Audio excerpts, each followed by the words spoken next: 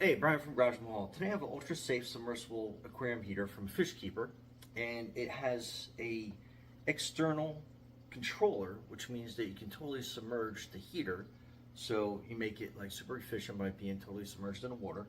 It has a temp range of 59 degrees to 94 degrees Fahrenheit, so it should basically go to any temperature that you desire. I like to keep my tropical tanks around 79 degrees. So I think that's best for the plants and overall growth, and the fish seem like they're okay with that as well.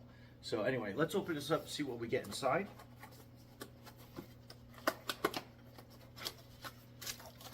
So first couple of things, you get a pack of suction cups that mount it to the glass. You get your instruction manual, which we'll go over before we put everything in place. This is the heater. It's got some packing foam and some plastic.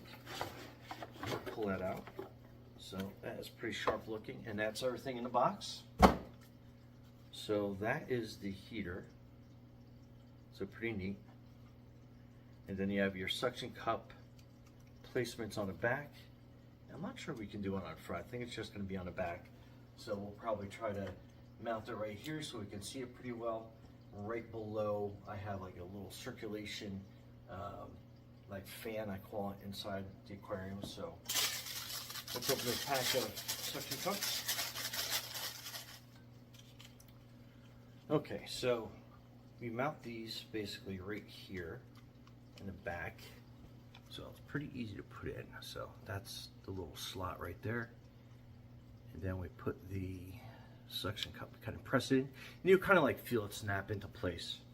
So that's that. So we have our wire tie here. Let's get that off really quick.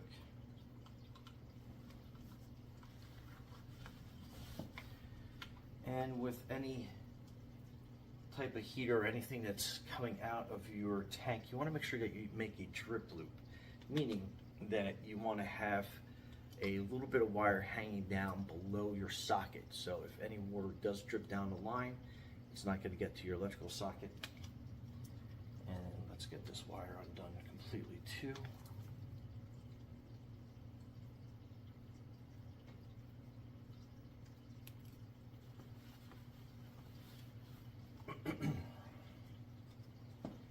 Okay, so what I'm going to do is I have some area I'm going to clean up. I'm probably going to mount it right here on the side underneath that circulation fan, but we are going to basically just kind of have it sit here below facing so you guys can see everything that's going on with it.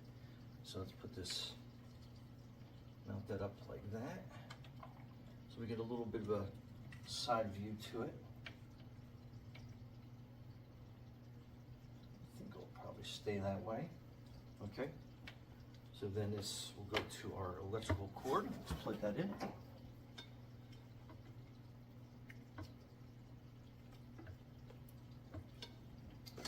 Okay, so you can see already it is calibrating, and I will bring the camera closer once we have this kind of like set in place.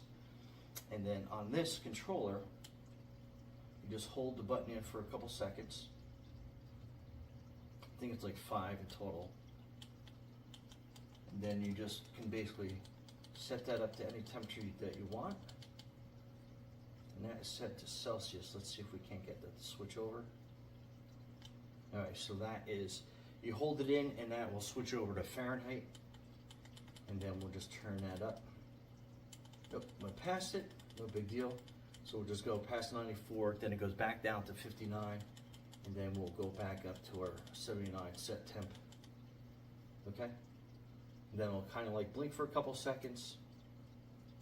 So it will tell you what the temperature of the water is. So it's showing that the water is 74 degrees, which makes sense because I just cleaned the aquarium up. So it has basically fresh, cooler water in. So it will come back up the temperature here in a little bit. But let me bring you in for a closer view so you can see it. All right, so you can see that it is showing that it is 74 degrees. So basically to adjust it, you hold this button in for a couple seconds. I think it's like 5 seconds in total. And then I will start blinking. So that actually switched over to Celsius. So you can see how it's like, 22 degrees Celsius. So we'll hold it in again. And then I'll switch over to Fahrenheit. That's a set temperature. And like I said, every time you click down on this, it'll go up. So you have a max of 94, then it goes back down to 59. And then we'll set this back up to my set of 79. So it'll basically blink for a couple seconds. And then it will go back down. So now you see that the water temperature is 74 degrees. And that little red dot below that is actually the heater heating. So when that goes out, you know that you're set at temp.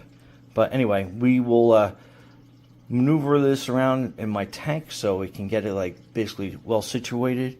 But yeah, I mean, that is it.